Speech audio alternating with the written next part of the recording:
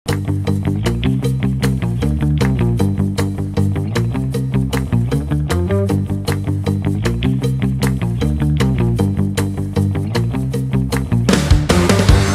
sekarang itu pelanggaran hak asasi manusia dari para aktivis dan oposisi terhadap Orde Baru kan masih dilekatkan pada Prabowo. Dia mengatakan bahwa demokrasi Indonesia itu sangat melelahkan, sangat mahal, dan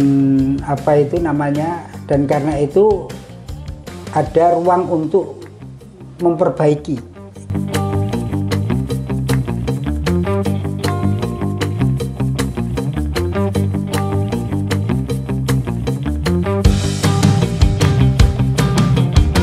Ya, pemirsa yang saya hormati, kembali bersama saya Amrizal di program Bilik Optika.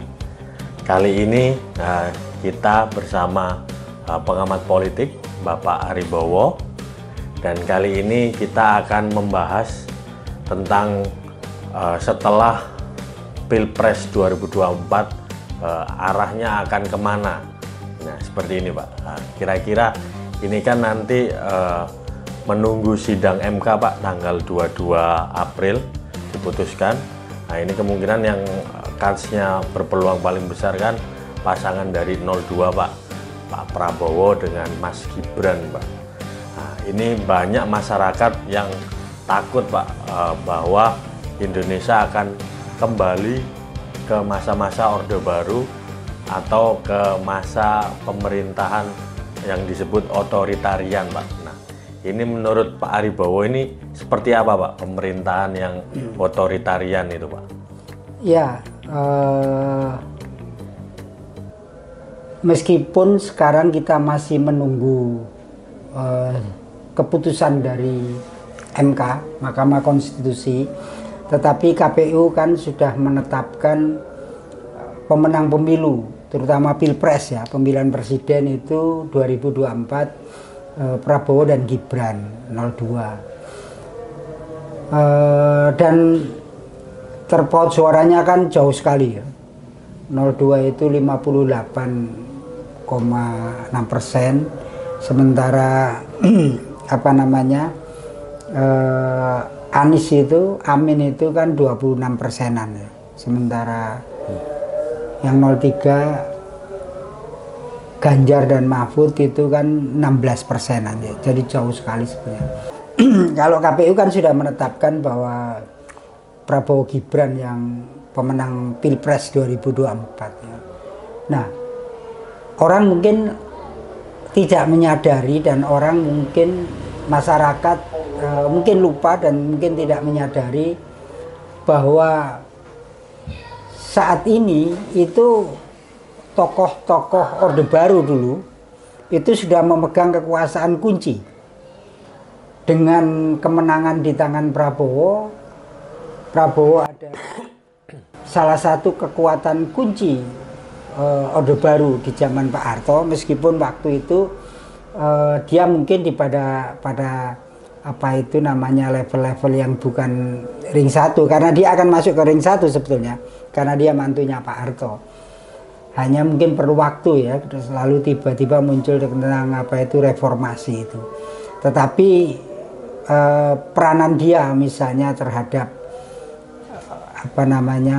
penghilangan para aktivis dan sampai sekarang itu pelanggaran hak asasi manusia dari para aktivis dan oposisi terhadap Orde Baru kan masih dilekatkan pada Prabowo. Jadi Prabowo sebagai tokoh tentara waktu itu Danjen Kopassus, dan kemudian dianggap punya peranan penting dalam penculikan penghilangan para aktivis itu, dan sampai hari ini kan masih menjadi kontroversial itu. Tetapi real bahwa Prabowo adalah orang-orang pada zaman Orde Baru. Lalu sekarang kita lihat juga di 2024 ini, tapi sebetulnya sejak 2004 ya. Jadi yang menarik itu Golkar pemilu 1999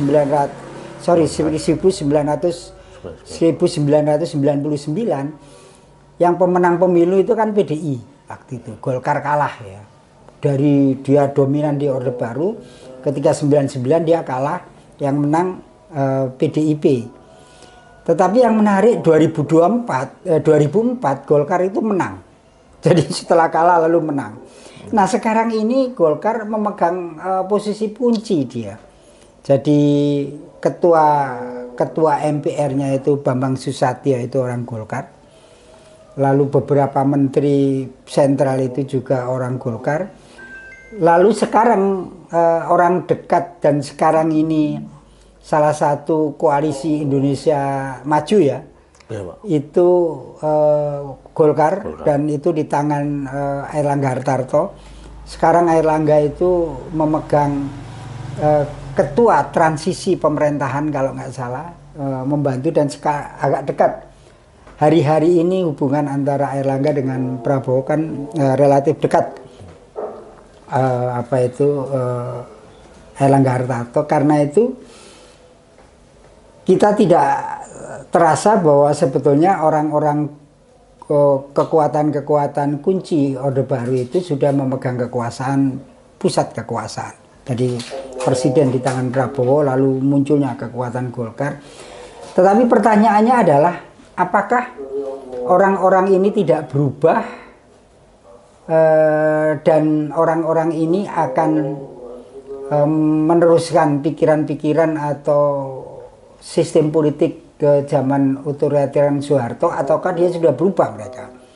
Apakah mereka tidak ada perubahan selama reformasi karena sistem ini sudah berubah? Jadi kalau dilihat semacam itu kan masih jadi kontroversial besar ya. Tetapi kalau kita lihat sebetulnya sejak 2014 menjelang 2014 berakhir, sebelum pemilu 2014 itu Prabowo koordinator koalisi waktu itu di parlemen itu mengusulkan agar Indonesia kembali kepada Undang-Undang Dasar 45, terutama pemilihan langsung. Jadi waktu itu menjadi krusial bahwa mereka menilai pemilihan langsung itu dianggap liberal, dianggap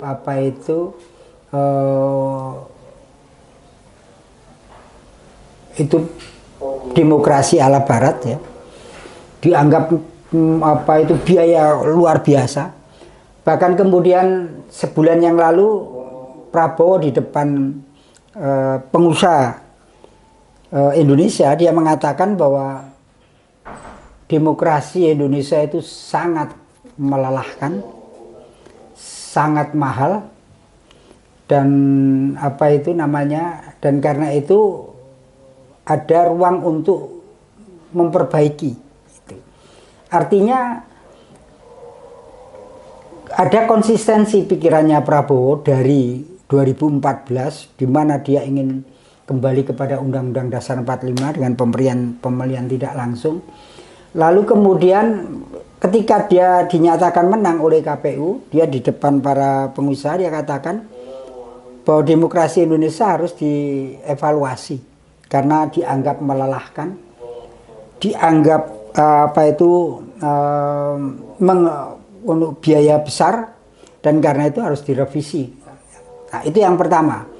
Sehingga banyak pengamat luar negeri, Edward Aspinall misalnya mengatakan, dan mereka mengatakan si Aspinall sangat firm bahwa kemungkinan besar kembali kepada Undang-Undang Dasar 45 dan pemilihan tidak langsung dan merubah sistem demokrasi dan sistem pemilihan itu kemungkinan akan dilakukan oleh Prabowo kalau dia memegang kekuasaan.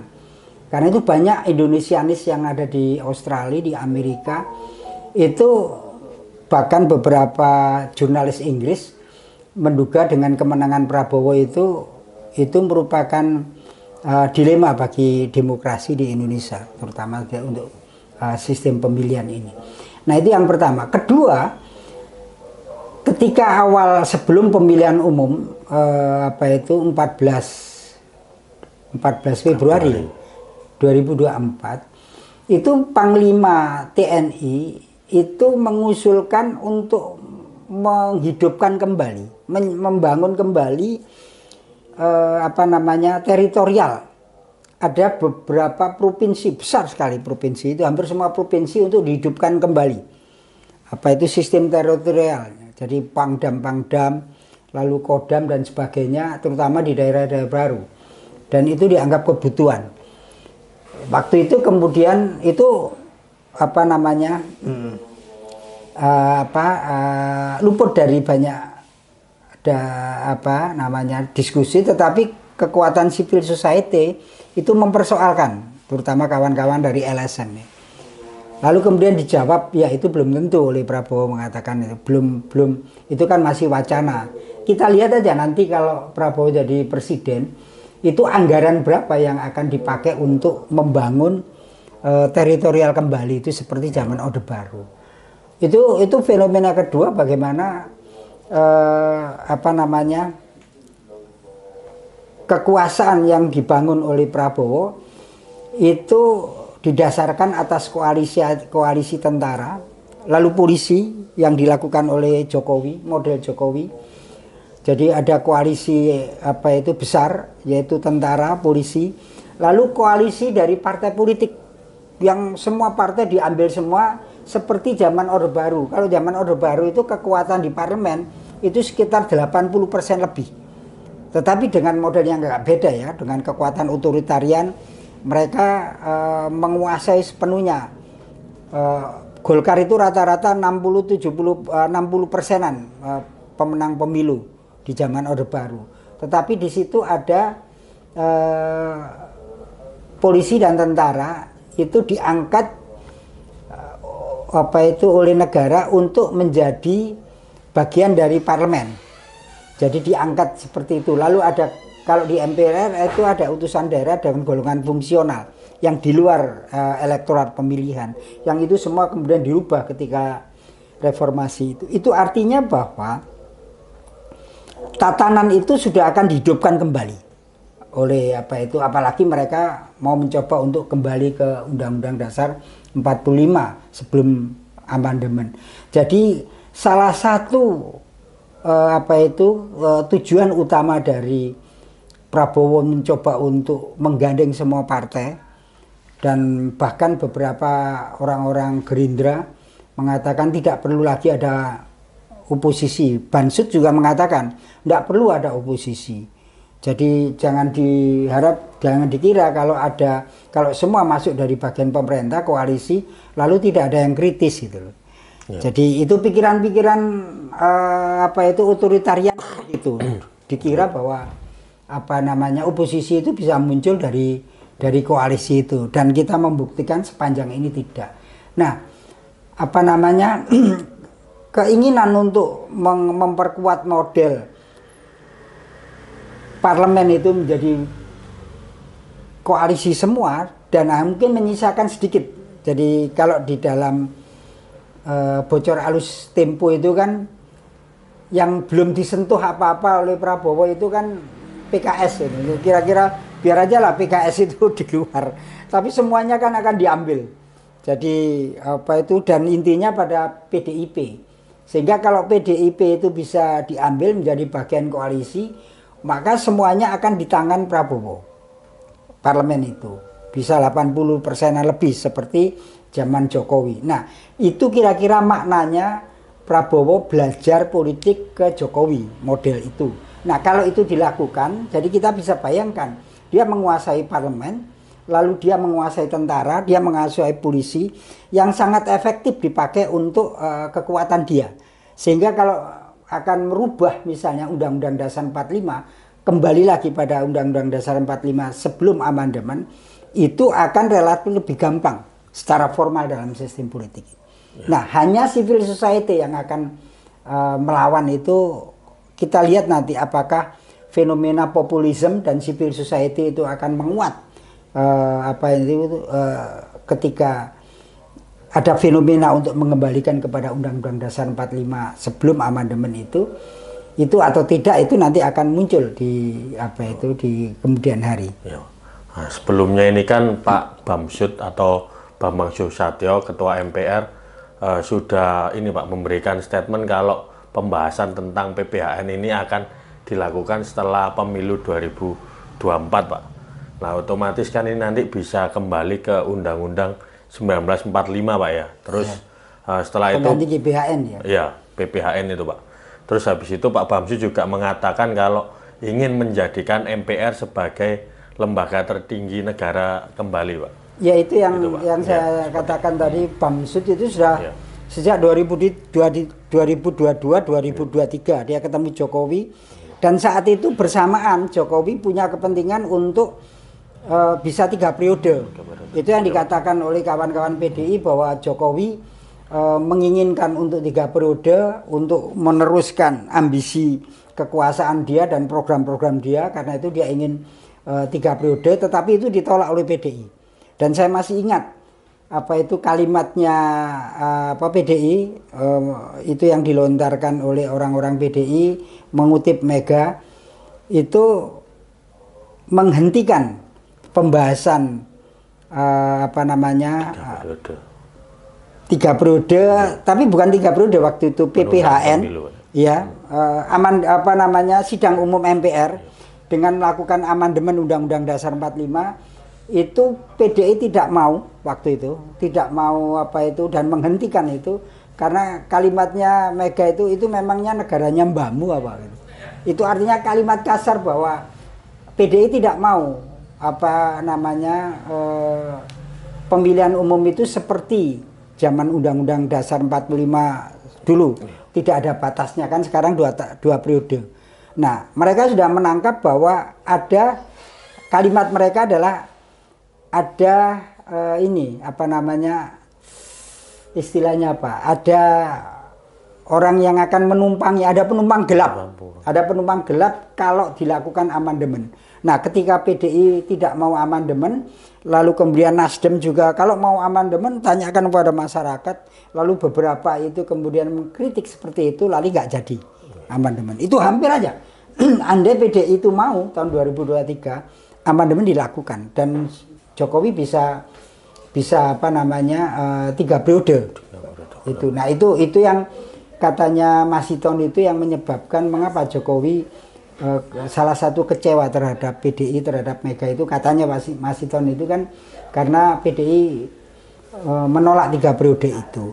Nah, kalau dilihat dari itu sebetulnya keinginan Bamsud itu kan ya sama dengan Prabowo, sama dengan kekuatan yang lain, dan kali ini itu bertemu dengan ambisinya Jokowi untuk melanggengkan kekuasaan dia, sehingga dia ingin 3 periode, lalu kemudian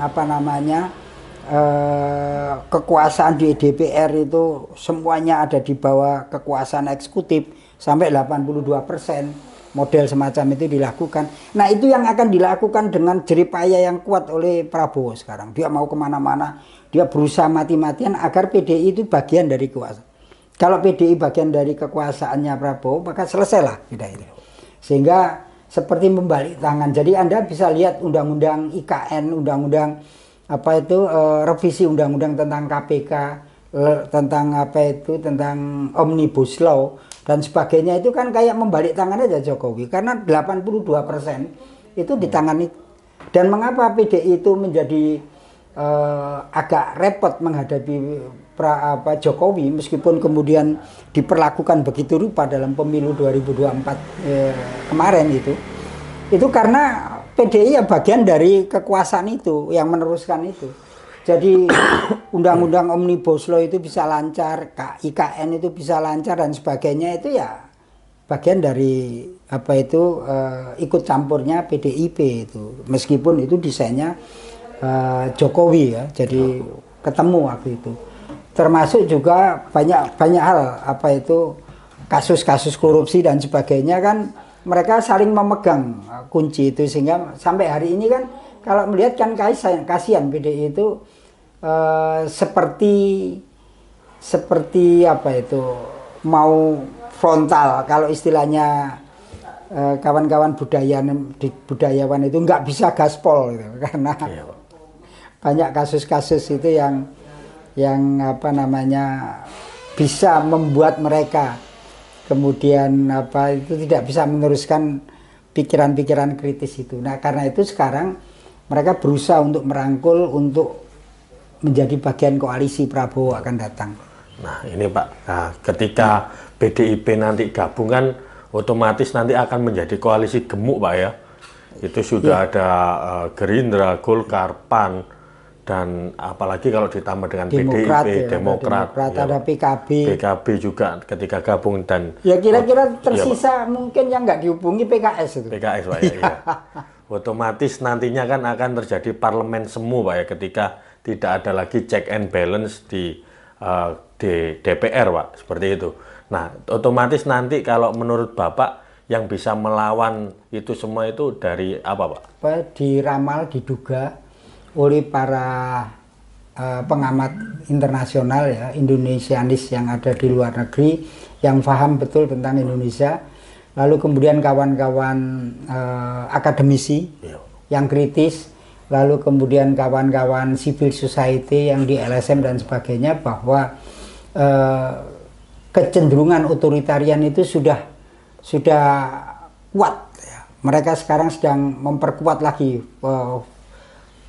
formula tentang otoritarian itu. Nah, karena itu yang ditakutkan betul. Jadi itu ancaman sebetulnya bagi Indonesia, bagi masyarakat Indonesia. Kalau itu terjadi, misalnya PDI bagian dari koalisi, lalu Nasdem bagian dari koalisi, lalu Demokrat bagian dari koalisi, PAN bagian koalisi, lalu apa itu PKB bagian koalisi di situ, lalu tersisa hanya PKS misalnya, malah mungkin bisa aja PKS bisa bagian koalisi, sudah selesai sekarang kalau itu terjadi. Nah, itu pertanyaan Anda, siapa sekarang yang akan bisa mengontrol? Pertama itu kekuatan civil society. Civil society itu siapa? Yang pertama itu adalah kawan-kawan LSM, kawan-kawan NGO itu, yang mereka independen dan sangat kritis terhadap keadaan. Mereka selalu menyuarakan tentang demokrasi. Lalu kemudian media massa yang kritis, bukan media massa yang sudah dikooptasi oleh kekuasaan, media sosial misalnya juga. Lalu kemudian ketiga, ya para akademisi yang di kampus-kampus itu.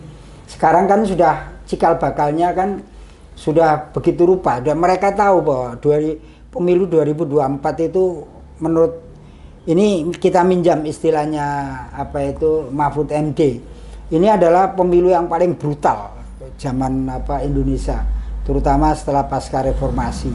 Di samping banyak yang menilai banyak kecurangan, banyak intimidasi, semua tahu, semua merasakan ya. Hanya kalau disuruh mencari pembuktian di pengadilan itu kan, karena saksi-saksi itu kan ketakutan semua ya. Jadi, tapi orang semua tahu, apalagi para pengamat, orang-orang partai politik semua tahu apa yang sedang terjadi. Intimidasi, kecurangan, kebrutalan, lalu money politik dari bantuan sosial dan sebagainya. Memang pembuktian di pengadilan itu menjadi persoalan. Kalau persoalan hukum itu kan, kalau itu tidak bisa dibuktikan secara objektif kan, itu kadang-kadang kan ya agak kontroversial ya. Tetapi semua merasakan itu, kayak kentut itu loh. Semua merasakan baunya, tetapi bentuknya kayak apa itu kan orang nggak jelas itu. Tapi itulah ancaman Prabowo memegang kekuasaan ini. Kalau dia tidak hati-hati, maka dia akan terpleset menjadi wajah otoritarian Orde Baru, meskipun dengan perspektif yang beda. Tetapi pertanyaannya apakah bisa lancar? Menurut saya 1 tahun 2 tahun ketika dia melakukan proses itu, sistem politik rezim Prabowo akan penuh ketegangan kalau itu dipaksakan. Apalagi kemarin sempat ada wacana ini Pak ya, dui fungsi militer atau ABRI, itu kan semakin mengingatkan memori kita pada Orde Baru itu Pak. Jadi militer bisa memegang jabatan sipil itu Pak. Ya, undang-undang ASN yang baru kan begitu. Iya, Pak. Mereka sudah polisi, tentara, itu akan diperlonggar terus gitu ya. Jadi yang kesemula tentara itu hanya pertahanan, lalu polisi itu keamanan dan ketertiban. Sekarang tentara itu mulai dibuka, tidak hanya civic mission dia masuk ke sosial politik, tetapi dia mulai dibuka kepada ranah-ranah sipil meskipun tidak dalam konteks civic mission. Begitu juga kepolisian itu kalau melihat cara mereka berbicara itu kan merasa bahwa mereka adalah lembaga unggul, orang-orang yang unggul dan sebagainya. Karena dia keamanan dan ketertiban, maka dia harus menguasai politik juga, jadi hampir seperti teritorial. Nah, itu kalau itu tidak hati-hati Prabowo menata itu semua, maka wajah otoritarian itu seperti Orde Baru itu akan melanda negara ini. Siap, terima kasih banyak atas wawancaranya Pak Aribowo. Kayaknya kurang lama ini Pak, gayeng sekali ini Pak, membahas tentang Orde Baru. Kita teruskan lagi. Siap, ya. Makasih banyak pemirsa. Sampai jumpa kembali di podcast Bilik Optika. Terima kasih.